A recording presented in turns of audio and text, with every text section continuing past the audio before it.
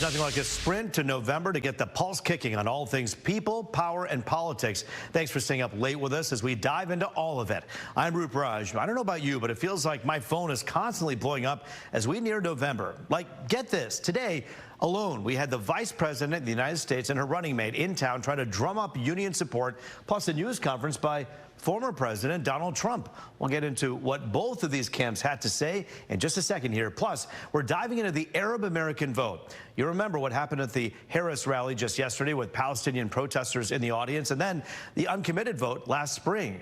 We're putting an Arab American leader in the hot seat to find out what, if anything, has changed now that Harris is at the top of the ticket. We'll take a look at that coming up in just about 10 minutes. But first, a relatively unfamiliar face for the country now in the spotlight is Vice Presidential nominee for Minnesota Governor Tim Walz. He's really making a first impression on a lot of the country, and he's really come out swinging, taking jabs at J.D. Vance, former President Trump, and the GOP in general. But as we always say, this show is about you. You're the voter. And at the end of the day, it's your voice that matters this November. So we hit the streets to ask you, what are your first impressions of Walz? Here now, a pulse check. I don't like him. He's left. He's too left. I'd rather have, I like the J.D. Vance. I'm a Trump supporter. I know my hat's in the car, the American flag. Guess he'd be just as good as anyone else. I hope he'll make a good presidential candidate. So I really don't know too much about him, but I hope he do a good job. Well, I really don't know that much about him, but he seemed like he's gonna be a pretty good guy. Just being a couple weeks in, it's kind of hard to gauge, but long term, what are your thoughts? I think they will work really good together. Good choice. It's a good choice. As a team going forward, I hope they do a great job for the United States because we can use somebody in power that's going to do something to help the middle class people and help us in life. So those are my thoughts. I'm with you. Many Americans are, whether it's Trump who ends up in the office or it's Harris. You want to wish them well, because then if they do well, this country does well. So we'll have to wait and see which one of those two gets in. We also put the question on fox2detroit.com, and here's a look at some of the poll results right now. And you can see right now, are you impressed by this man, Mr. Walz, or are you not impressed? So far, 54% of the people who took our poll say not impressed. 45% say they're impressed. And so if you have an opinion and you disagree with any of these folks, just grab your phone, go right there on that QR code. Just click on it, and you can vote on the poll. We'd love to hear from you as well. And by the way, when we tweeted the poll out, we got some responses from you as well. For instance, Weatherman20 replied saying this: they have no policy, LOL. Like they're running on, we got to stop Trump, LOL. Dems are cooked. They have no policy. And one correspondent, I gotta love these Twitter names. This is what they said: not impressed with Walz, Vance, Kamala, or hashtag the Donald. Sorry, fanboys and fangirls. Now we want to turn to a guy who's been in politics for decades. If you've been watching The Pulse regularly, Steve Mitchell will be a familiar face to you. He's the head of Mitchell Research and Communications Incorporated, worked for the Reagan-Bush campaign in '84. We asked him his thoughts on Harris selecting Walz as her running mate, and he said that she made a mistake. Here's why. You take a look at her decision, the most important decision, some would say, that she has as a presidential candidate. Who is going to be my vice presidential candidate? And she picks a guy that the Republicans are tearing up because he has been very liberal on so many different stands. And so I think, although Walz is a good guy, I think she needed to pick someone more moderate. But here's the bottom line. Mitchell says you're not voting for Walz, or you're not voting for J.D. Vance for that matter. You're voting for the two people at the top of the ticket, VP Harris and former President Trump. Now, there's a key group of votes Mitchell says they have to go after. Both parties have to go after the independents and find the issues that those independents want. And whoever can get the independent vote ultimately is going to win that race. It's going to be a very close race. Although Harris may be ahead right now, that too can change, and probably will go back and forth before we finally get a result in November. And that result in November, I think, is going to be very close. I know it's cliche, but the most important polls are the ones that you go to vote in November. Clearly, that's the final say. But the latest Real Clear Politics average of polls shows Harris leading by a razor-thin margin, half a percentage point. Pretty clear that every last vote will matter this election season. All right, let's get on the campaign trail. VP Harris and Governor Walz were back with United Auto Worker President Shawn Fain today, this time at a UAW hall, not an airport hangar as they did yesterday. We know Fain has already endorsed Harris. It's their second day in a row in Metro Detroit, highlighting the importance of Michigan. And Harris drew a comparison between unions and what her campaign is trying to do. Collective bargaining is about saying, let the collective come together around a common experience, which at its core is about dignity and the dignity of labor. That's right. And then let the people come together to negotiate so you make the balance. And then the outcome will be fair. And isn't that what we're talking about in this here election? We're saying we just want fairness. We want dignity for all people. Now, before she spoke, her running mate, Governor Tim Walz, spoke right to the union crowd, and he put it very simply, why they need to support his running mate this November against Trump. He stands on the side of the American people and the American worker. She's the one who took on the predators, the fraudsters, the transnational gangs, and she's the one that stands up against the billionaires in the corporate greed that bring to it. This is who it is. And she has a long record of delivering for union members, and organized labor. Look, Trump, Vance, Walz, and Harris don't have a lot in common, but they'll all be very tired at the end of this. Harris and Walz will be on the other side of the country tomorrow, speaking in Arizona, another key battleground state in this election. They'll be in Las Vegas this weekend for a campaign event in Sin City.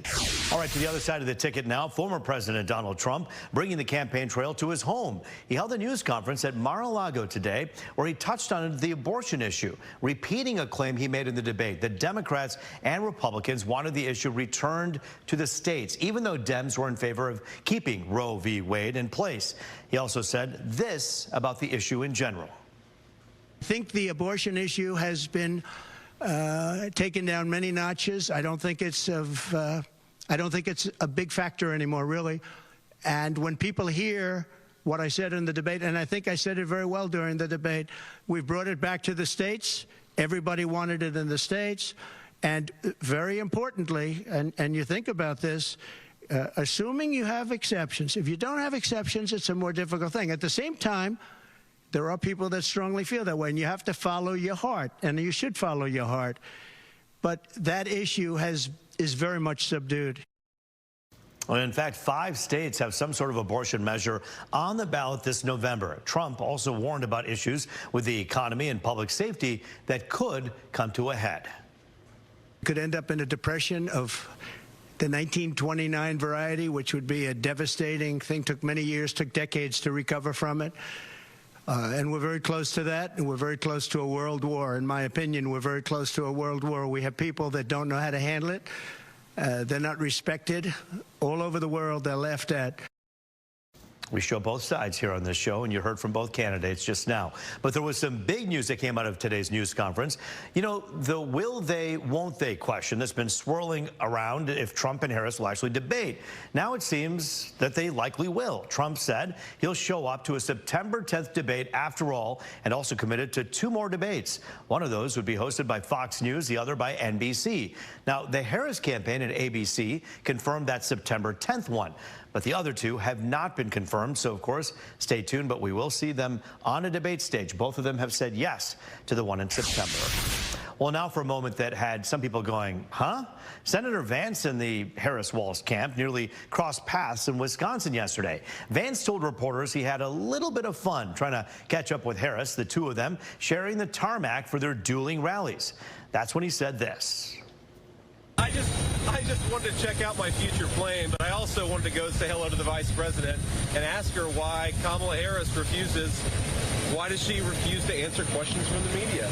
And I also thought that the press gaggle following her might get a little lonely. I at least have enough respect for you all and for the American people you report to come and talk to you and to answer some questions. And so I thought her reporters might actually benefit from that as well. So had a little bit of fun. I don't think the vice president waved at me as she drove away, but I'm glad to have done it. And I'm glad to be here in Wisconsin actually trying to persuade people to vote for us as opposed to just giving another scripted speech. Now, Harris hasn't given an extended interview or a full news conference since kicking off her campaign July 21st. And by the way, here at The Pulse and at Fox 2, we've put in multiple requests with Harris to do a sit-down interview as she was just in town. We did not hear back, but we are, of course, going to continue to be on it, both with Vance, with Walz, with Harris, and Trump as well. But something Trump has been hitting Harris's running mate on, his response to one of the darker moments in the state. The violence that erupted after the murder of George Floyd by a Minneapolis police officer. Trump has falsely claimed he sent the National Guard to Minneapolis when it was actually Walz who sent them in. The governor can send the National Guard in any given state. He was criticized for not acting faster, though. Now, here's the interesting part, though. Trump sang a different tune in 2020. The Associated Press got audio of a call where Trump didn't criticize Walz and called him an excellent guy, adding, quote, "Tim, you called up big numbers, and the big numbers knocked them out so fast, it was like bowling pins." Trump's campaign put a different spin on this, criticizing how long it took for Walz to respond, adding Trump acknowledged Walz for finally taking action. Back now on The Pulse, looking at everything people, power, and politics in a really important election year. And as you know, a key group of people, the Harris campaign and the Trump campaign, are trying to win over Arab American voters. Joining us now, Dr. Mahmoud Al-Hadidi with the World Peace Association. He's a co-founder, and he's in the hot seat to talk about what might have changed since the vote on committed effort had taken place. And we thank you for staying up late with us. Thanks for being with us here. Thank you. Nice to see you, too. Always good to see you, Dr. Hadidi. Let's talk about this. So we saw Vice President Harris campaigning in Detroit. We had a group of Palestinian protesters who are, or rather people who are promoting peace in Palestine, who are making their voices heard. And Vice President Harris essentially listened to them for a little while, then said, all right, you know, we need to move on with this rally, and we need to beat Donald Trump. What do you make of Harris's stance, both in how she treated those protesters and on how she feels about the situation in Gaza? The Biden campaign was a sinking ship until he stepped out, and then it got a fresh breath of air when Vice President Harris came on the ticket. Unfortunately, words are not enough. She has to couple her words with action. And it is not only about the Middle East, it's about many other issues that she has to address and show a change of policy of what happened before, nationally, internationally. And about the Middle East, words are not enough. This war has to end. Suffering for both Palestinian, Arabs, Israeli has to end. And we want to see an end to this, but to keep talking about it and do nothing is not going to do it. And I understand what you're saying, but Dr. Hadidi, with respect to you, in a campaign, they're promising what they will do once they are in office. And right now, she's not in a position to make those decisions as Biden is. So if she's saying the right things right now, does that mean that people will go vote for her? Not necessarily, because you have two campaigns that are viable, in my opinion.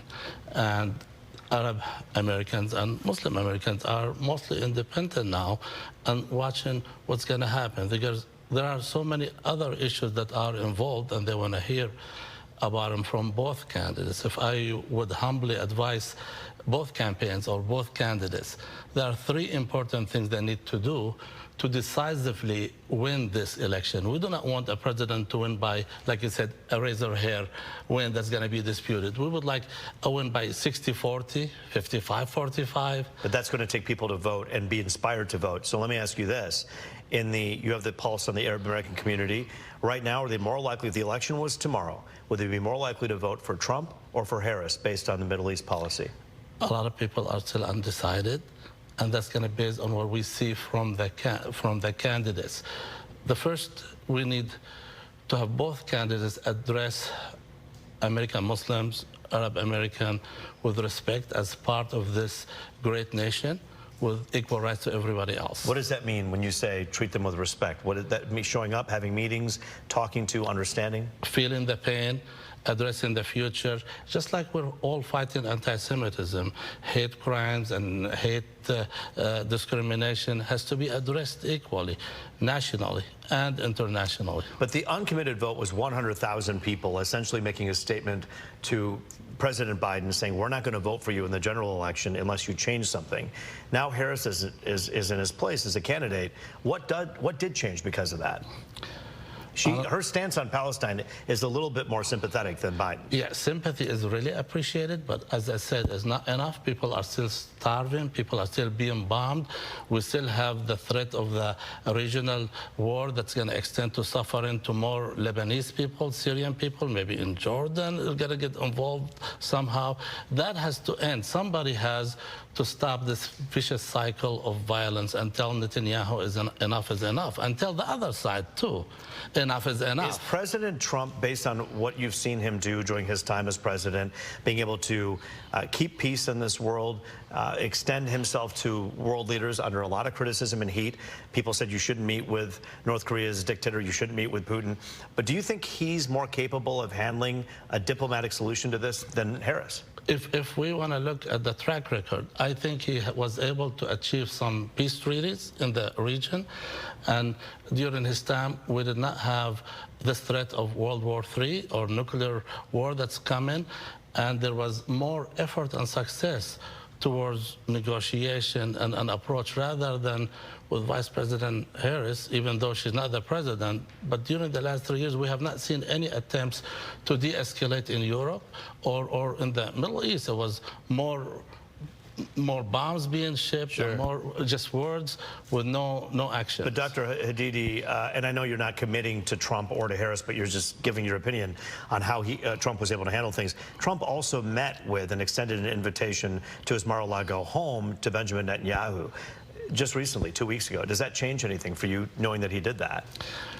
Knowing that both parties have full support for Israel, actually, it does not. But I hope he extends the same reach, the same hand to the Muslim and Arab community to address the issues and have an even-handed approach to peace in the area and ending the oppression and the suffering in the region. And he has to stop the personal attacks on both candidates. The personal attacks are not helping anybody, because this election is going to be decided by the independents who care about the policies and the issues. We want to hear about the issues. Well, we know for a fact that there are some insiders in Washington who watch this show, The Pulse, on Fox 2 on the website the next day. So if anyone's watching from the Trump camp or the Biden camp, you want to meet with the Arab American community so that you can talk to them directly about what it is that they want to hear. I want to thank you, Dr. Hadidi, for joining us today. Thank you so much. Always a pleasure. Thank you. All right, welcome back, everybody. Back now on The Pulse, your source for all things people, power, and politics from the D to D.C. You know, we try to be positive, but there's stuff that just gets under our skin. And I don't need to tell you that it's healthy to vent. I'm married to a mental health therapist. She'll tell you the same thing. So I'm working for you tonight. I hit the streets with my cell phone to ask you what makes you so mad about our political world. Take a look. Basically everything, but Biden mostly. Biden. Yes, because our country's in such bad shape. I mean, I, as an old person, have lived through a lot of hard times, and now I look at how sad our country is. And I'm sad for our country. Scott from Waterford, what ticks you off about politics? I guess out of a 4-year term, and 3.5 years later, they decide to do something, commit on their promises. They're not really for the people, you know? Both candidates aren't for the people? I don't feel like, you know, when they get on there, like, they're not who they say they are. Andre on The Pulse. Andre, what ticks you off the most about politics? Sleepy Joe. I'm glad he dropped out. Trump supporter, Trump 2024. Max, you're on The Pulse in Pontiac. What makes you upset? What ticks you off? The fact that of the candidates that we had, none of them were worthy of their position. None of them? None of them, to my knowledge. What ticks you off? I'm just mad that it's too much like wrestling. That's it. What do you mean? It's not real. There's more to it, but that's pretty much the gist of it. You feel better? Take a breath. No matter what, we hope you get out and vote this November, because left to right, that's the only way we're going to see any change that you want to see. And finally tonight, a late-night icon looks like it's still trying to find someone to play one of its major players in this year's election. We're talking about Saturday Night Live. It gets a lot of eyeballs during presidential elections, so we know who's going to be playing Vice President Harris. No surprise, Maya Rudolph. Rudolph has played the VP since she actually ran for the top job during the 2020 election, so it's a no-brainer she's going to stay in that role. As for Harris's running mate, there was a big push on the internet for this guy. We're talking about comedian and actor Steve Martin to play Tim Walz. I mean, if you look at them, honestly, I mean, I don't think there's that much similarity here, but they got the glasses, you got the hair, maybe a little bit. The look is kind of there, but here's the main thing. Martin said, I don't want to do this, no thank you. He told the Los Angeles Times that SNL producer Lorne Michaels offered him the job, but he said, look, I don't do impressions. You need someone to nail the guy. He added, quote, I was just picked because I have gray hair and glasses. So we'll have to wait and see who gets the gig when SNL's 50th season debuts at the end of September. And even though the show airs on a different network, I got to tell you, all of our eyes are going to be glued to that. It's going to be fun to watch, no matter where you stand on the political weight.